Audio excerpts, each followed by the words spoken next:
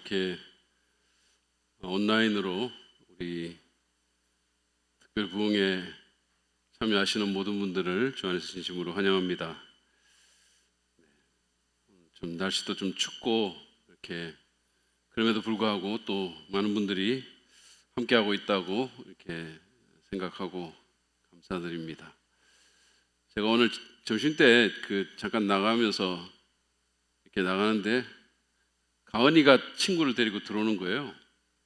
그러더니 이제 교회 문 바로 앞에서 제가 차에 앉아 있는데 저를 이렇게 보더니 너무 반가워하면서 인사를 이렇게 하는데 그 친구한테 우리 담임 목사님이셔? 이러면서 이렇게 굉장히 자랑스럽게 소개를 했는데 그 친구가 그게 무슨 먹는 거야? 뭐 이런 표정으로 아마 담임 목사라는 말을 처음 들어봤을 수도 있을 것 같아요. 제가 볼 때는. 네. 그래서 그냥 그럼에도 불구하고 저를 너무 반갑게 맞아주고 담임 목사님이라고 이렇게 인정해주는 가은이의 모습이 너무 보기 좋았습니다. 하나님께서 우리 가은이를 대대손손 축복해 주시기를 바랍니다.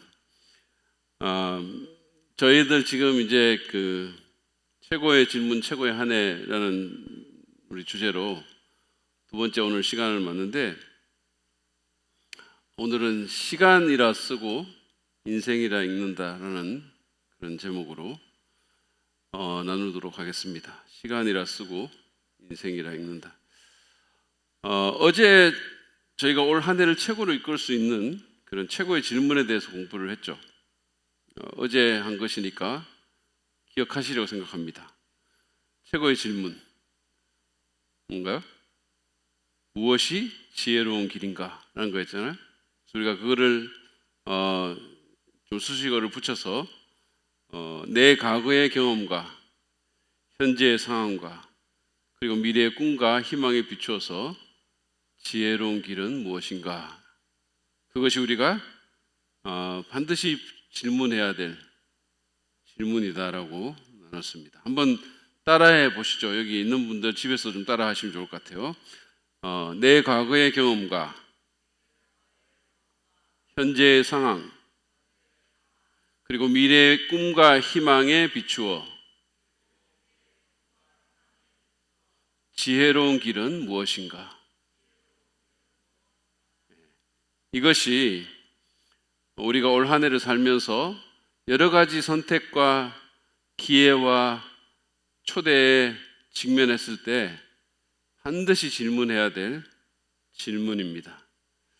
이번 집회 동안에 여러분들이 저는 다른 거는 잊어버리더라도 괜찮은데 이 질문만큼은 잊어버리지 않으셨으면 좋겠어요. 그러니까 요거 하나만이라도 여러분들이 이 집회 가운데서 건지면 올 한 해가 실질적으로 나아지는데 도움이 되리라고 생각합니다. 보통 우리가 이제 교회에서 어떤 설교를 하고 막 이러면 그게 이렇게 마음이 막 뜨겁기는 한데 별로 이렇게 구체적이지 않거나 실제적이지 않아서 모호한 경우가 많잖아요. 뭐 하나님께 헌신합시다 그러면 뭐 그게 뭐지? 뭐 이런 그게 실체가 분명하지 않고 그러니까 마음은 뜨거운데 뭘 어떻게 해야 좋을지 잘 모르겠고 그러면서 별로 안 하는데 한 것 같은 느낌도 들고 막 이러잖아요. 근데 제가 생각할 때 이번에 다루는 특히 앤디 스탠리의 장점이기도 한데 그것은 영성을 굉장히 구체화시키고 굉장히 솔직하다라는 데 있는 거죠. 그래서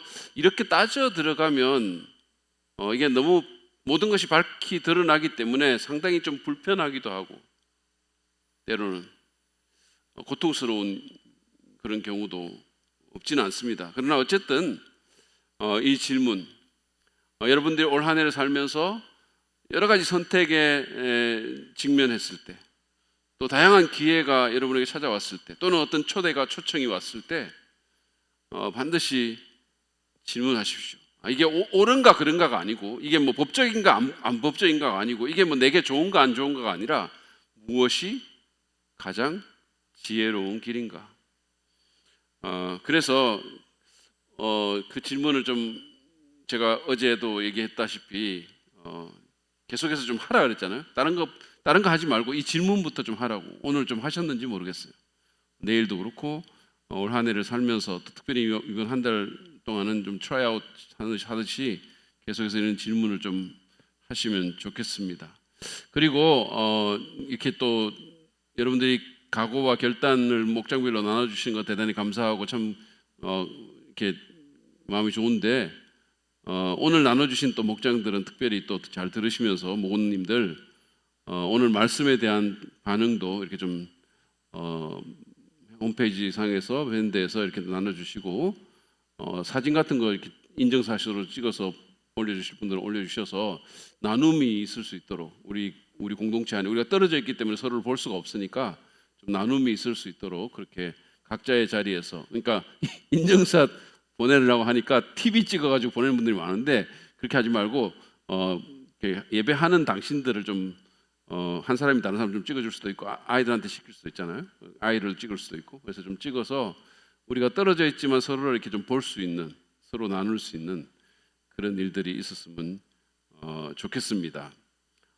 어쨌든 우리가 이런 그 부흥회를 통해서 서로 나누고 특별히 이제 이 주제가 되는 이 질문을 계속해서 우리 자신에게 던져보는 그런 일들이 있기를 바라겠고 그 다음에 이제 받은 은혜를 서로 나누면서 보다 구체화시키는 그런 일들이 있으면 좋겠는데 한 가지 제가 말씀드리고 싶은 것은 그냥 쉽게 생각하세요. 어렵게 하지 말고 그러니까 너무 길게 쓰려고 하지 말고 그냥 한 줄이라도 괜찮아요. 한 줄. 요게 남았습니다. 또는 그냥 좋았습니다. 뭐 이 정도라도 충분해요. 그러니까 뭘 쓰려고 하는데 너무 길게 쓰려고 하니까 문제가 되는데 짧게 이렇게 해서 우리가 쉽게 나눌 수 있으면 좋겠어요. 자, 오늘은 우리가 그 어제 공부했던 그 질문, 인생 최고의 질문, 우리가 반드시 해야 할 질문, 다른 모든 것들에 대해서 대답을 제공하는 그 질문, 이 질문을 시간의 영역에 좀 적용해 보기를 원합니다. 시간에, 그래서 시간이라 쓰고 인생이라 읽는다는 제목을 제가 붙인 거예요. 여러분, 시간은 우리 인생의 소중한 자산입니다. 우리는 어릴 때 영어 시간에 time is gold라는 말을 수도 없이 들었어요. 시간이 소중한 것은 그것이 제한된 자원이기 때문입니다. 제한돼 있어요. 뿐만 아니라 시간은 우리에게 할당된 분량이 있는 거죠. 그래서 돈은 더 벌 수도 있고 뭐 무슨 지식도 더 쌓을 수 있고 사람도 더 우리가 사귈 수 있지만 시간은 아니에요. 시간은 할당된 분량이 끝나면 끝입니다. 그래서 더 늘릴 수가 없는 거죠. 이것은 우리가 뭐 어떻게 한다고 더 늘려질 수가 있는 게 아니라는 얘기예요. 시간은 하나님께서 우리에게 할당한 그 시간을 우리가 다 쓰면 끝나는 거예요. 그래서 제가 종종 말씀드리는 것처럼 돈이 다 떨어지기 전에 대부분의 경우에 시간이 먼저 떨어질 겁니다. 근데 우리는 마치 시간이 우리에게 계속해서 있을 것처럼 착각하고 사는 거죠. 내일도 있을 것 같고 모레도 있을 것 같고 계속해서 시간이 있을 것 같은, 그리고 우리가 뭔가 좀 더 노력하면 뭔가 시간이 더 남을 수 있을 것 같은, 예를 들어서 우리가 더 막 열심히 생각하고 노력해서 돈을 더 남들보다 더 많이 버는 것처럼 시간도 더 벌 수 있는 것처럼 은연중에 착각하고 살지만 절대 그렇지 않습니다. 욥은 욥기 14장 5절에서 이렇게 말을 했어요. 인생이 살아갈 날수는 미리 정해져 있고 그 달수도 주님께서는 다 헤아리고 계십니다. 주님께서는 사람이 더 이상 넘어갈 수 없는 한계를 정하셨습니다. 그러니까 우리의 시간에 있어서 주님이 정하신 한계가 있다는 거예요. 사람마다 다 달라요. 그 한계가 어느 정도인지는 우리는 모르죠. 그렇지만 모든 사람에게 공통적인 것은 한계가 있다는 거죠. 할당된 시간의 총량이 있다는 거예요. 그거를 우리가 다 쓰면 끝인 거예요. 어떤 수단을 동원하더라도 늘릴 수가 없죠. 뿐만 아니라 시간은 하나님이 우리에게 주신 선물이잖아요. 그렇죠? 우리가 그리스도인으로서 성경에 보면 모든 좋은 것들은 하나님에게서 내려온다고 그랬는데 시간도 하나님이 우리에게 주신 소중한 선물인 거예요. 이게 지금 우리가 누리고 있으니까 너무 당연하게 생각하는 거죠, 이게. 누구한테나 있는 거 아니야 이렇게 생각하는, 그렇지 않죠. 하나님이 주셔서 있는 거예요. 그래서 우리는 우리 아버지가 주신, 우리 하늘 아버지가 주신 이 소중한 선물인 시간을 다른 무엇보다도 소중히 여기고 지혜롭게 사용해야 됩니다. 그냥 아무렇게나 써서는 안 된다는 얘기예요. 아무렇게나. 앤디 스탠리는 우리의 시간이 곧 우리의 인생이다라고 말했어요. 그래서 다른 말로 하면 시간이라 쓰고 인생이라 읽는 겁니다. 그러므로 우리가 인생을 소중히 여긴다면, 여러분이 여러분의 삶을 소중히 여긴다면 여러분은 시간을 소중히 여기셔야 됩니다. 근데 우리는 시간의 중요성을 잘 인식하지 못하고 시간을 함부로 낭비하면서 살죠.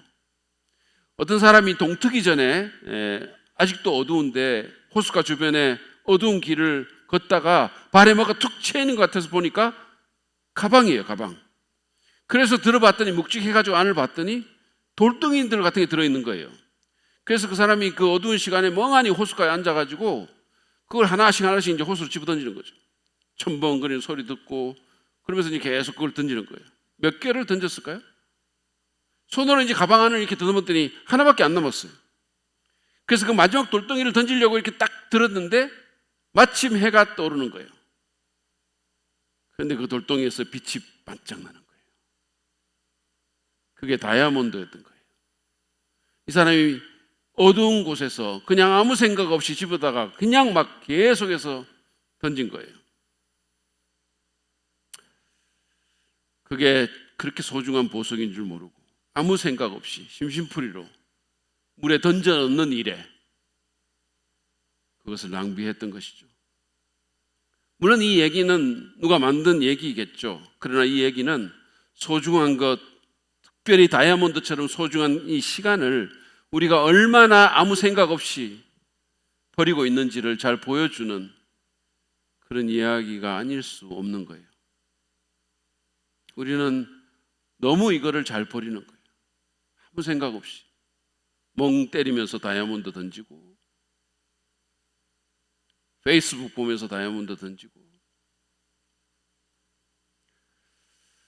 자, 여러분은 어떻습니까? 여러분은 시간이 얼마나 중요한 자원인지를 인식하고 있으십니까?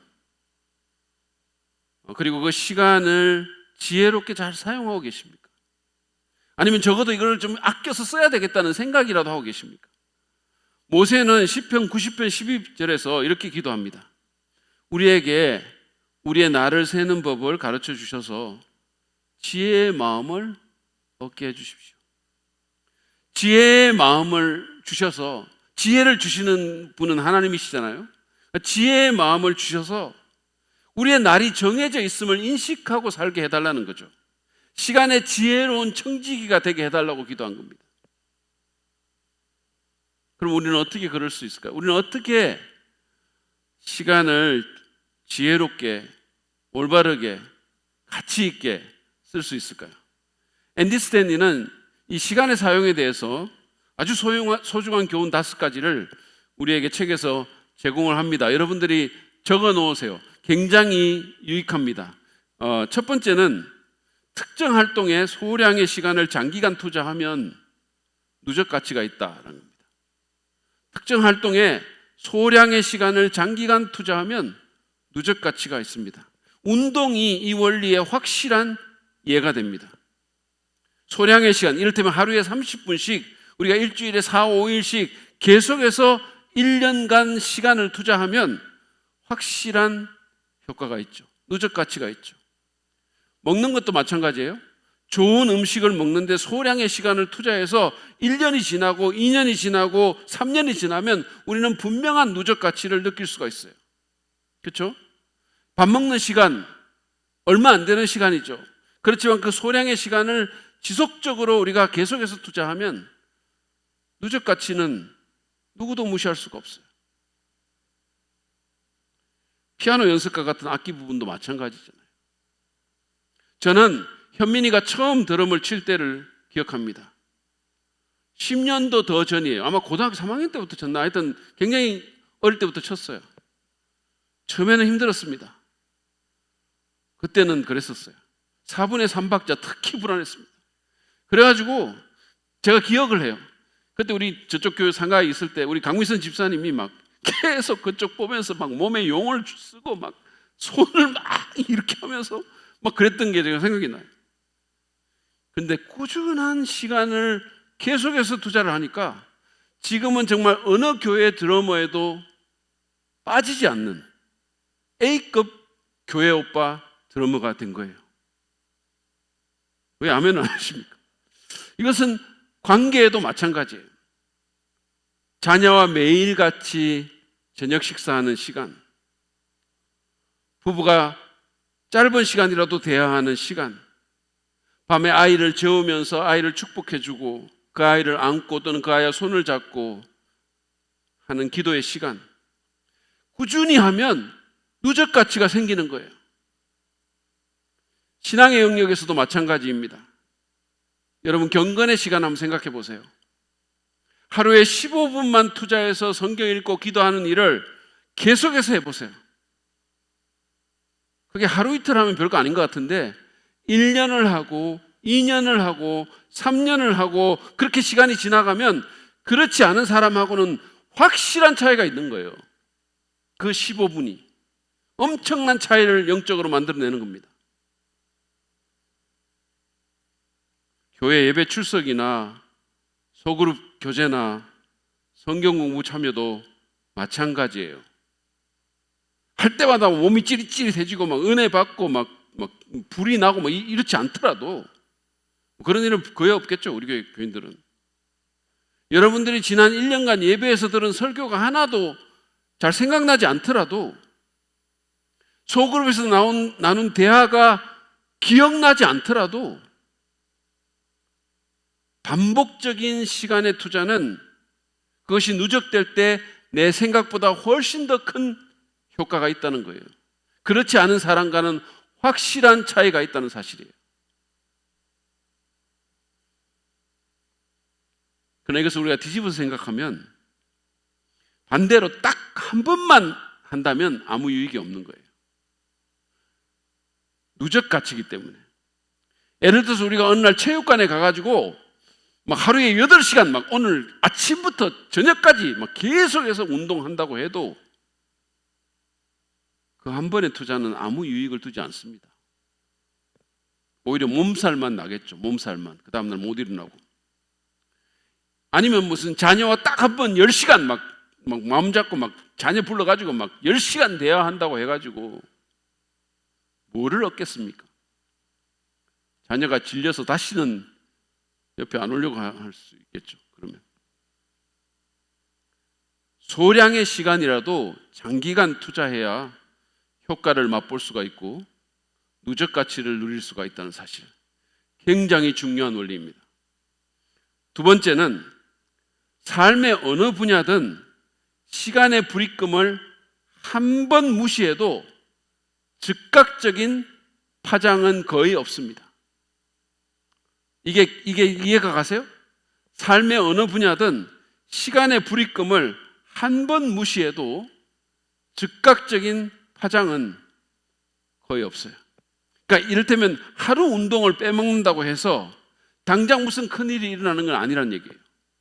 아니 일주일 동안 운동 한 번도 안 하고 밤에 치킨이나 라면을 먹으면서 밤늦도록 TV 드라마를 새벽까지 일주일 동안 본다 하더라도 당장 어떤 부정적인 결과가 눈에 띄지는 않을 겁니다. 그러나 이런 단기간의 과정을 보고 평가한다면 우리는 10중 8구 잘못된 결론에 도달하게 되죠. 그러니까 이게 사실은 이렇기 때문에 우리가 빼먹기 쉬운 거예요. 한번 빼먹는다고 해서 큰 문제가 안 일어나기 때문에 뭐 빼먹어봤자 뭐 별거 없네 이렇게 되는 거죠. 그러니까 동일한 역학이 삶의 모든 분야에서 영역에서 이루어집니다. 부부간의 대화를 하루 하지 않았다고, 자녀와의 저녁 식사 시간에 한 번 빠졌다고 무슨 문제가 생기겠습니까? 한 번 빠진다고 문제 생기는 거 없어요. 경건의 시간, 기도의 시간, 성경 읽는 시간을 하루 이틀 빼먹거나 예배에 한 번 빠진다고 해서 소그룹 교제에 한두 번 빠진다고 해서 달라지는 거 없어요. 그러나 즉각적인 파장이 없다고 해서 그게 괜찮다고 판단하면 완전한 오산입니다. 결코 괜찮지 않아요. 만약에 단기간의 과정을 보고 잘못 판단한다면, 그래서 무시가 습관이 되면 우리는 다음에 세 번째 원리에 부딪히게 됩니다. 세 번째 원리는 이거예요. 무시에는 누적 효과가 있다라는 거예요. 한 번 빼먹는 거는 즉각적인 파장이 없지만 무시에는 분명한 누적 효과가 있다는 겁니다. 이 원리는 저를 예로 드는 게 좋을 것 같아요. 저는 2014년도에 건강에 적신호가 와서 다이어트를 했습니다. 그래서 아파트 계단 오르기, 무슨 매일 맨손 체조하고 팔굽혀펴기 50회 이상, 이제 나중에 늘어가지고 100번씩 했죠. 일주일에 3번 이상 러닝머신에서 30분 걷기 최소한, 그리고 일주일에 한 번 1시간 탁구치기, 그리고 평소보다 반 정도 작은 양의 음식을, 그것도 건강 음식을 먹는데 제가 투자를 해서 시간을 6개월을 그렇게 했어요. 그랬더니 엄청난 누적 효과가 있었습니다. 무려 12kg을 감량한 거예요. 제가 그 당시 하도 나팔을 불어가지고 아마 거의 다 알 겁니다. 제가 교회에서만 나팔 부는 줄 아십니까? 친교회 가서도 나팔을 불고, 부르는데 가는 데마다 그 얘기를 했었어요. 저도 너무 신기했었어요. 뭐 별거 안 했는데, 작은 시간들 들였는데, 그게 막 6개월 정도 하니까 이렇게 빠지는 거예요. 그래서 그 당시에 교인들이 저보고, 어떤 분들은 막 얼굴 안 좋다고 막 도로 살찌라고 막 이렇게 얘기하시고 막 그랬잖아요. 그래서 제가 지금 찌는 겁니다, 지금. 제가 어느 순간부터 무시하기 시작했어요. 하나씩. 이를테면 손목이 아프다는 이유로 팔굽혀펴기를 빼먹었어요. 큰 문제를 느끼지 못했습니다. 어느 순간부터 관절을 핑계로 계단을 걸어 올라가는 대신 엘리베이터를 탔어요. 별다른 파장이 없었습니다. 밥 먹다가 조금 더 먹기 시작했어요. 큰 문제 없었어요. 근데 이 무시가 누적이 되는 겁니다. 2015년, 2016년, 2017년, 그러니까 2020년에 저는 거의 예전으로 돌아왔죠. 그리고 지금 고혈압으로 어려움을 겪고 있습니다. 그리고 설교 중에 고혈압에 대한 저의 무지한 발언으로 인해서 그 설교를 들은 여러 의료 관계자들을 경악하게 만들었어요. 그리고 제가 소중히 여겼던 그 약도 빼앗겨 버렸습니다. 여러분, 무시에는 누적 효과가 있습니다. 중요한 일을 장기간 무시하면 우리는 돌이킬 수 없는 결과에 직면할 수 있어요. 근데 문제는 무시하기가 너무 쉽다는 데 있는 거죠. 무시하는 게 너무 쉬워요. 한 번, 두 번 무시하다가 우리는 자기도 모르게 계속해서 무시하게 되는 것입니다. 그러나 기억하십시오. 무시에는 비싼 대가가 있습니다. 지금 병원의 중환자실에 누워있는 사람들 중에는 그런 무시의 대가를 당하고 있는 분들이 제법 많을 겁니다. 만약에 그분들에게 다시 기회가 주어진다면, 다시 시간이 주어진다면, 그들은 아무리 바쁘더라도 모든 수단을 다 동원해서 시간을 내서 운동하고 좋은 음식 먹으려고 애를 쓸 겁니다. 아마도 다른 거 다 제쳐놓고. 옛날에는 그렇게 안 하려고 했겠지만, 왜냐하면 그분들은 무시로 인한 심각한 누적 효과를 지금 당하고 있기 때문이에요. 대가가 있다는 거예요. 영적으로도 마찬가지예요. 우리가 개인적으로 성경 읽고 기도하는 일을 계속해서 무시한다면, 예배에 계속해서 빠진다면, 믿음의 공동체 내에서 소그룹 교제를 어색하다는 이유로 또는 다른 이유로 계속해서 하지 않는다면, 난 줌 싫어 그러면서 그거 빠진다면, 그러면 한두 번은 모르겠죠. 몇 번은 모르겠죠. 그러나 그게 계속되면 누적 효과를 분명히 느끼게 될 것입니다. 당하게 될 것이죠. 자, 그다음 네 번째 원리입니다. 급한 일들을 하느라 중요한 일들을 방해받으면 거기에는 누적 가치가 없다. 급한 일들을 하느라 중요한 일들을 방해받으면 거기에는 누적 가치가 없습니다. 이 말은 쉽게 얘기하면 임의의 활동들, 이런 일 저런 일, 임의의 활동은 누적 가치가 없다는 거예요. 우리가 어떤 중요한 일에 소량의 시간을 계속해서 투자하면 누적 가치가 있지만, 이 일하고 저 일하고 하는 임의의 활동들은 같은 시간이 들어가도 누적 가치가 없다는 거예요. 아마도 이 원리에 대해서 여러분들이 잘 생각해 보지 않았을 거예요. 근데 이건 사실이에요. 급한 일들뿐만 아니라 눈앞에 닥친 일들, 임의의 일들 경우도 마찬가지입니다. 예를 들어서 지난해 1월에 여러분들이 일주일에 나흘씩 운동하는 것을 목표로 세웠다고 합시다. 일주일에 나흘씩, 하루에 30분씩 또는 1시간씩. 그래서 헬스클럽에 가입을 하고 운동기구도 구입했어요. 그런데 다른 일들이 계속해서 방해를 하는 겁니다. 그래서 한 번 빼먹고 두 번 빼먹고, 그래서 운동하는 대신에 결국은 다른 일들을 한 거죠. 그 가운데는 급한 일들도 있었을 것이고, 그냥 어영부영 보낸 일들도 있었을 것이고, 뭐 눈앞에 닥친 어떤 일들을 하기도 했을 것이고, 본능이 지시하는 어떤 일들을 하기도 했겠죠. 다시 말해서 운동하는 대신에 다른 어떤 일들로 그 시간을 쓴 겁니다. 그렇다면 운동 대신 한 일들을 모두 모아가지고 가치를 합산하면 남는 것은 무엇일까요?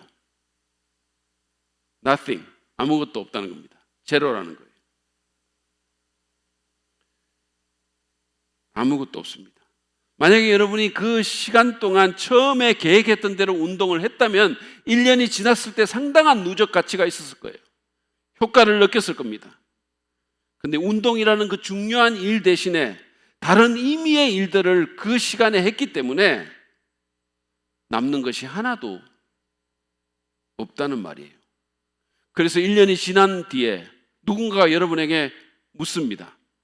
그래서 운동을 못했던 그 시간에 그럼 뭐를 하셨습니까? 여러분은 머리를 걸쩍이면서 대답합니다. 글쎄요, 뭘 했더라?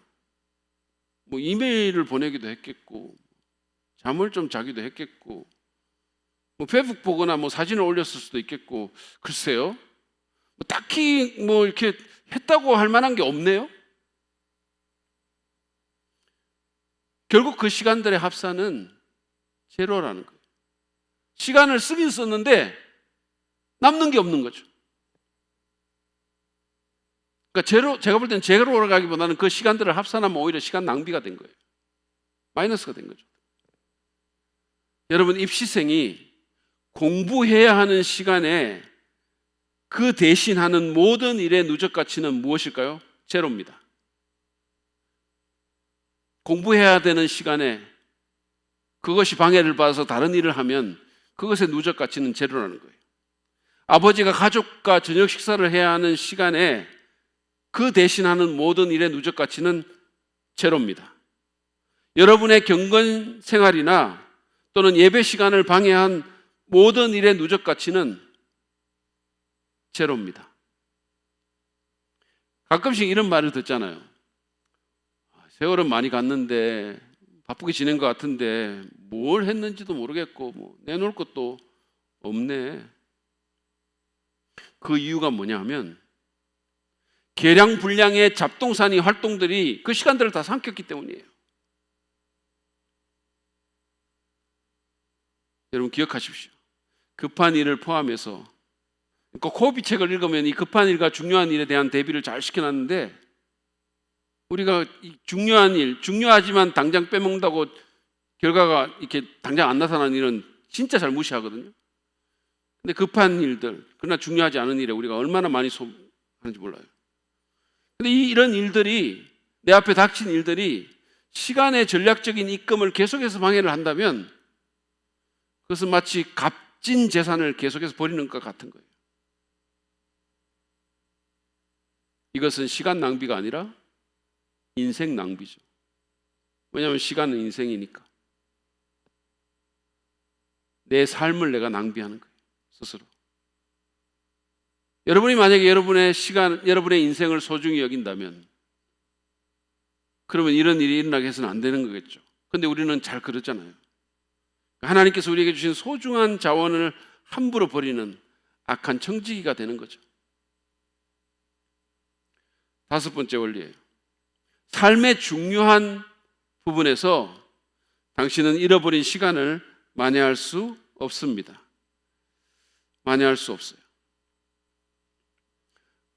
삶의 중요한 부분에서 우리가 이런저런 이유로 잃어버린 그 시간들 우리는 만회할 수 없어요. 저와 여러분은 다 밤샘이라는 걸 해봤죠. 밤샘 해보셨죠? 벼락치기. 그렇죠? 시험 때가 닥치면 막 커피, 막 에스프레소 같은 거 막 이렇게 진하게 해가지고 막 마시고, 아니면 무슨 각성제, 뭐 핫식스 같은 고카페인 드링크 마시고, 그리고는 그냥 몇 주간 해야 될 공부를 그냥 하루 저녁에 하룻밤새 다 합니다. 기출 문제 모아오고, 그 선생님 무슨 줄치라고 했던 노트 나는 안 쳤지만 친구한테 빌려오고, 복사하고 요약집 들어보면서 막 미친 듯이 공부하죠. 그러면 어느 정도 만회가 돼요. 그런 거는 만회가 좀 돼요. 무슨 발표나 프레젠테이션 같은 것도 마찬가지예요. 미루다가 임박해서야 밥도 굶으면서 정신없이 막 준비합니다. 미루는 거 잘하는 분 여기 계시죠? 그런데 그렇게 해가지고 또 하면 괜찮은 거예요.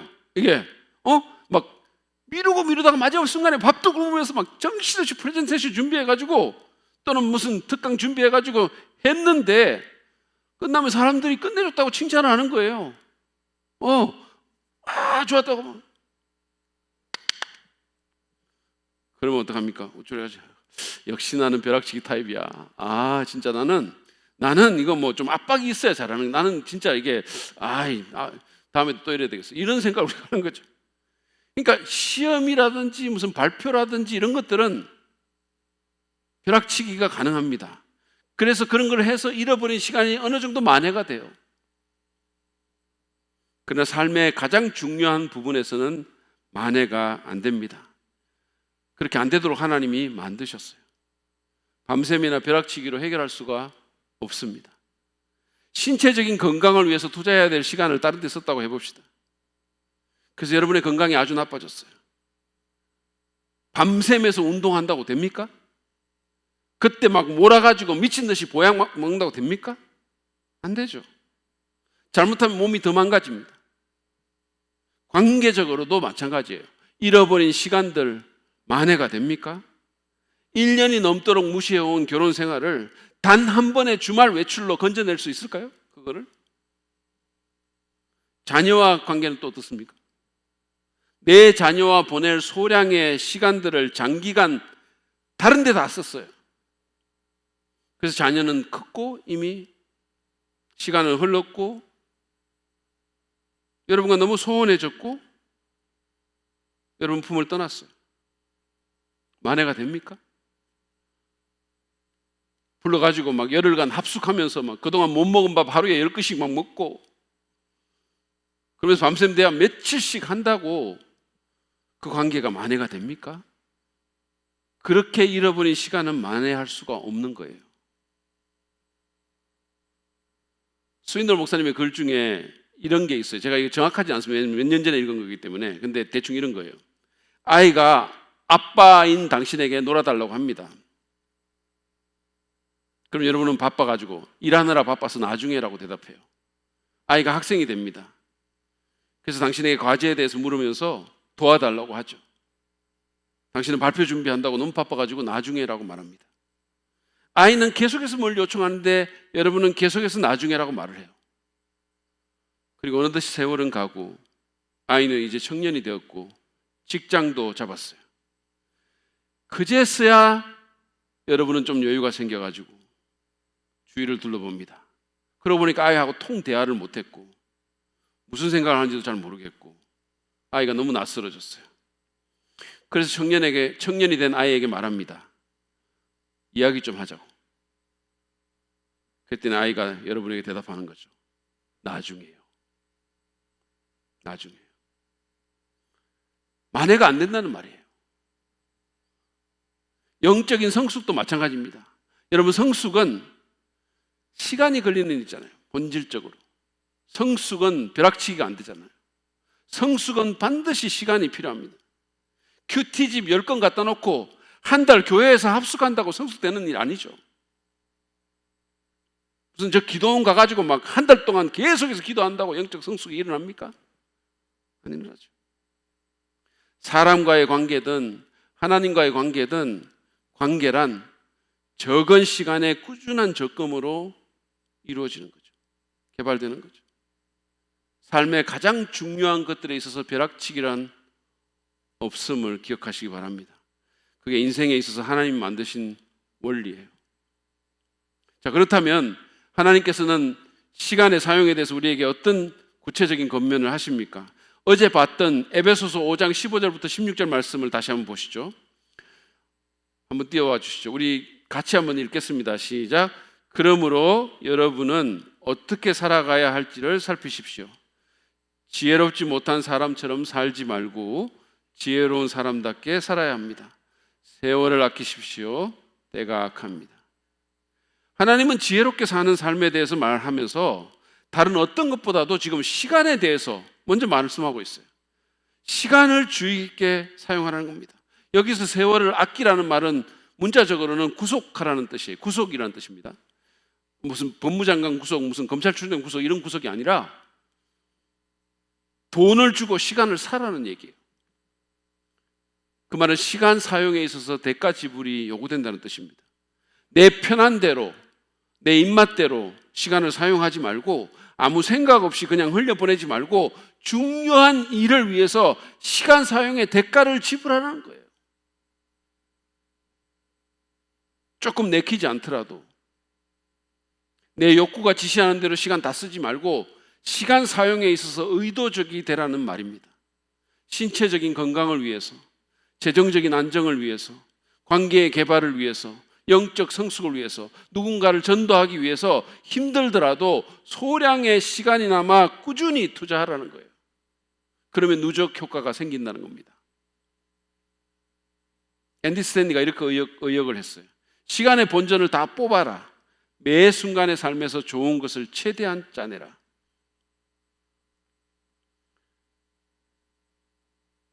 자, 그러면 그렇게 시간을 구속해야 하는 이유가 뭡니까? 시간을 구속해라 그랬습니다. 세월을 아끼라 그랬으니까. 그 이유는 때가 악하기 때문이에요. 다시 말해서 어제 제가 말씀드린 것처럼 우리는 도덕적, 윤리적으로 중립적인 환경 가운데 살고 있지 않습니다. 주의하지 않으면 우리는 세상 문화에 휩쓸려 가지고 그 문화가 지시하는 대로 시간의 우선순위를 정하게 될 것입니다. 때가 악합니다. 문화는 가치 중립적이지 않습니다. 이 세상 문화의 잘못된 가치관들이 그리스도를 따르는 우리의 가치관에 끊임없는 도전을 가하고 있어요. 이를테면 일의 성공이 좋은 성품의 사람이 되는 것이나 영적 성숙보다 더 중요하다고 세상은 선전합니다. 더 많은 돈이나 굿즈가 자녀나 배우자와의 관계보다 더 중요하다고 우리를 세뇌시킵니다. 크고 멋진 하우스가 단란한 홈보다 더 중요하다고 소리칩니다. SNS에 더 많은 라이크나 사람들의 박수가 하나님의 인정보다, 하나님과의 관계보다 더 중요한 것처럼 우리를 현혹합니다. 심지어 목사들도 그런 가치관의 현혹을 받는 거죠. 더 많은 사람을 모으고 더 바쁜 목사가 되는 것이 하나님과의 관계가 정말 좋고 주님 앞에서 정말 겸손히 행하고 성도를 사랑하는 목사보다 더 중요하다고, 그런 현혹을 받는 거죠. 그래서 주의하지 않으면 우리는 일의 성공이나 더 많은 돈을 벌기 위해, 더 많은 굿즈나 더 큰 집을 마련하기 위해, 또는 내가 잘 알지도 못하는 사람들에게 인정받기 위해 시간을 투자할 것입니다. 그런 식으로 문화는 시간을 전략적으로 투자하지 않고 어리석게 낭비하는 생활 방식으로 우리를 자꾸 끌어들이려고 하는 거죠. 그럼 우리는 바빠질 겁니다. 그래서 뭐 돈도 더 벌 수도 있을 거고 성공할 수도 있을 거고 생산성이 높아질 수도 있었겠죠. 더 많은 굿즈를 살 수도 있고 올해의 사원으로 뽑힐 수도 있죠. 그러나 그 모든 과정 가운데서 주의하지 않으면 가장 중요한 일에 시간을 분할 적금하는 그 일을 우리가 소홀히 하게 되고 그 기회를 놓치게 될 것이고, 그러면 가장 중요한 인생의 어떤 부분들이 무너지게 될 것이라는 얘기예요. 만회할 수 없는 부분들. 하나님께서 우리에게 주신 선물인 이 시간은 지혜롭게 행하지 않으면 5만 가지 급한 일들과 기회들로 산산조각 나게 될 것입니다.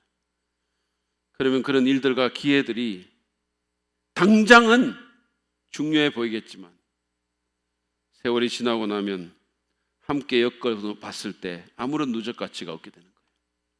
내가 이런 활동도 하고 저런 활동도 했는데 누적 가치는 제로라는 거죠. 남는 거 별로 없고. 그러므로 여러분 질문합시다. 시간의 사용과 연관해서 지혜로운 일은 무엇입니까? 어떻게 시간을 사용하는 것이 정말 지혜로운 일입니까? 어제 저희가 공부한 것처럼 3단계로 나눠서 한번 질문해 보죠. 첫 번째는 내 과거의 경험에 비추어서 시간의 일관된 입금을 어디에 해야 할 필요가 있는가? 내 과거의 경험에 비춰서 시간의 일관된 입금을 어디에 해야 할 필요가 있는가? 우리 중에는 과거에 안 좋은 습관을 가진 사람들이 있죠. 과거에 빚을 진 사람도 있고, 관계에 상처가 있는 사람도 있고, 건강 문제가 있는 사람도 있고, 과거의 특정 영역에서 유혹에 잘 넘어진 경험이 있는 사람도 있죠. 그러한 과거의 경험에 비추어서 어디에 시간을 지속적으로 투자하는 것이 지혜로운 일일까? 질문해 보라는 거예요. 내 과거의 경험에 비추어서. 왜냐하면 그건 다 다르니까. 두 번째는 내 현재 상황에 비추어 어디에 시간을 투자하는 것이 지혜로운 일일까? 질문하십시오. 내 현재 상황에 비추어. 저희 신학교에 보면 신학생인데 운동에 너무 많은 시간을 투자하는 사람도 있어요. 그래서 제가 자네는 체육대학원 대학교에 들어왔나? 이렇게 묻는 경우가 있을 정도입니다. 운동이 나쁜 건 아니지만 현재 그의 상황은 주님을 섬기기 위해서 신학 공부를 하는 거죠. 그러면 그 상황에 비추어서 어디에 시간을 투자하는 것이 지혜로운 일일까요? 여러분 신학교 때 공부 제대로 안 하고 나가잖아요? 그러면 그게 자기만 어려움 겪는 게 아니에요. 결국은 그게 성도들을 어렵게 만드는 거죠. 자기가 맡을 그 성도들을 계속해서 힘들게 만드는 거예요. 어떤 사람이 그랬다 그러잖아요. 설교를 듣고 화가 난다고. 무슨 말 하는지 모르겠다고. 신학교 때 준비를 안 하니까 공부할 시간에 딴 거 했으니까. 자신의 현재 상황을 살펴보십시오. 우리가 처한 인생의 계절에 따라 우선순위는 달라질 수 있기 때문입니다. 마지막으로 내 미래의 꿈과 희망에 비추어서 어디에 시간을 지속적으로 투자하는 것이 지혜로운 일일까? 내 미래의 꿈과 희망에 비추어서 어디에 시간을 지속적으로 투자하는 것이 지혜로운 일일까? 제가 얼마 전에도 한번 소개를 해드렸지만 153 가정예배라는 책을 쓴 지소영 작가에게는 자녀들에게 믿음의 유산을 물려주고 예수 안에서 경건하고 행복한 가정을 이루는 꿈이 있었어요. 그래서 그 부부는 그 미래의 꿈과 희망에 비추어서 아이들이 어릴 때부터 가정예배에 시간을 투자했습니다. 제가 그 책을 그 작가한테 직접 받았거든요. 그 책을 열어보고 제가 깜짝 놀랐어요. 그리고 부끄러움을 느끼기도 했습니다. 왜냐하면 그 책의 추천사를 그 자녀들이 쓴 거예요. 자녀 둘이가. 이제 20대 초반이 된 아들이 이렇게 썼어요. 들어보세요. 저의 부모님은 아직 살아 계시지만 저는 이미 유산을 받았습니다. 가정예배라는 믿음의 유산입니다. 화목함의 비결은 가정예배입니다. 딸은 또 이렇게 썼어요. 엄마 아빠 두 분을 모든 사람에게 소개해주고 싶었습니다. 저에게 예배를 가르쳐 주신 분입니다. 제가 딸이어서 부모님을 좋아하는 것은 당연한 일이기도 하지만 20년간 보아온 부모님은 진짜 좋은 분들이시기 때문입니다. 저는 나중에 결혼을 하면 아빠 같은 사람을 만나서 엄마처럼 살고 싶다는 생각을 했습니다. 어른이 된다면 꼭 아빠와 엄마 같은 어른이 되고 싶다는 생각이 들었습니다. 이거 정말 놀라운 성취 아닙니까? 그리고는 이렇게 썼어요. 저는 아빠와 엄마를 통해서 예배를 배웠고 예배가 어떻게 삶이 되는지를 배웠습니다. 두 분의 삶은 저희 오빠에게서처럼 저에게도 동일하게 믿음의 유산으로 남을 것입니다. 여러분, 자녀를 믿음으로 키우고 믿음의 사람으로 키우고 그들에게 믿음의 유산을 물려주고 싶은 꿈이 있으십니까? 예수 안에서 정말 행복하고 화목한 그런 가정을 이루고 싶은 소망이 있으십니까? 그러면 그 꿈과 희망에 비추어서 어디에 시간을 투자하는 것이 지혜로운 일일지 생각해 보십시오. 우리 교회에 가정예배, 아이들 데리고 가정예배 하는 젊은 부부들이 있어요. 그 가정들이 있어요. 저는 그게 너무 기쁘고 감사해요. 시간 사용에 있어서 주의를 기울이십시오. 지혜로운 자처럼 행합시다. 내 과거의 경험과 현재의 상황과 미래의 꿈과 희망에 비추어 어디에 시간을 투자하는 것이 지혜로운 일일지 질문합시다. 어디에 지속적으로 시간의 불입금을 내기 시작해야 할지 생각해 보십시오. 특별히 이 네 항목에서 질문해 보시기 바랍니다. 첫 번째는 신체적인 면, 두 번째는 관계적인 면, 세 번째는 직업적인 면, 그리고 네 번째는 영적인 면입니다. 신체적인 면, 관계적인 면, 직업적인 면, 영적인 면. 이 네 가지 항목에서 꾸준히 하면 삶의 각 부분에 긍정적인 결과를 가져올 일로서 여러분이 지금부터 시작할 수 있는 일을 한 가지씩만 생각해 보세요. 신체적인 면에서 시간을 투자하는 것, 관계적인 면에서 시간을 투자하는 것, 직업적인 면에서 시간을 투자하는 것, 영적인 면에서 시간을 투자하는 것. 그리고 그걸 적어서 목장에서 나누든지 홈페이지에 올리십시오.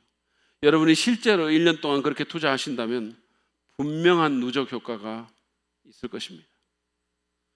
이제 제가 말씀을 맺겠습니다. 바비론이라는 영화를 보면 이 사람은 꿈에 시커먼 옷을 입은 재판관들 앞에 서는 장면이 나오죠. 이 영화를 여러분들 아마 보셨을 거예요. 보신 분들이 많을 겁니다. 이 사람은 살인 누명을 쓰고 이게 실화에 근거한 영화인데 종신형을 받아서 감옥에 갇혔어요. 그는 꿈속의 재판관들에게 자기는 죄가 없다고 호소를 합니다. 그러자 재판관들은 그에게 네가 그 죄 때문에 심판을 받는 게 아니라 인간이 범할 수 있는 죄 중에 가장 끔찍한 죄를 범했기 때문에 이 자리에서 재판을 받는 거라고 말을 하죠. 바비론이 묻습니다. 그게 뭐냐고. 그러니까 재판관이 삶을 낭비한 죄야 이렇게 대답해요. 바비론이 울면서 그렇다면 유죄가 맞습니다. 유죄가 맞아요. 그렇게 인정합니다. 재판관은 그런 그에게 사형을 선고합니다. 여러분, 시간을 낭비하는 것은 인생을 낭비하는 겁니다. 그것은 우리에게 그 귀한 선물을 주신 하나님을 어떤 면에서는 무시하는 겁니다. 하나님께서 우리에게 주신 가장 귀한 선물을 낭비하는 거예요. 우리는 물질과 재능의 좋은 청지기가 되어야 될 뿐만 아니라 시간의 지혜로운 청지기가 되어야 됩니다. 그러므로 아무렇게나 시간을 흘려보내지 맙시다. 주의를 기울여서 내 과거의 경험과 현재의 상황과 미래의 꿈과 희망에 비추어서 어디에 시간을 투자해야 할지 질문합시다. 신체적인 면, 관계적인 면, 직업적인 면, 영적인 면과 연관해서 꾸준히 소량의 시간을 투자할 어떤 중요한 일이 있을지 생각해보고 그 일에 시간을 드립시다. 무엇보다도 영원히 남을 수 있는 그런 일에 여러분의 시간을 투자하기 시작하십시오. 영원히 남을 수 있는 일들, 사람들의 영혼들, 하나님 나라의 일들, 전도하는 일들, 그 일에 여러분의 시간을 드리십시오. 이 시간에 그렇게 결단합시다. 하나님과의 관계와 하나님 나라의 일을 위해, 영원히 남을 일을 위해 시간을 드리겠습니다. 그렇게 하기를 시작하겠습니다. 그렇게 결단합시다. 그러면 우리의 한 해가 정말로 달라질 수 있을 것입니다.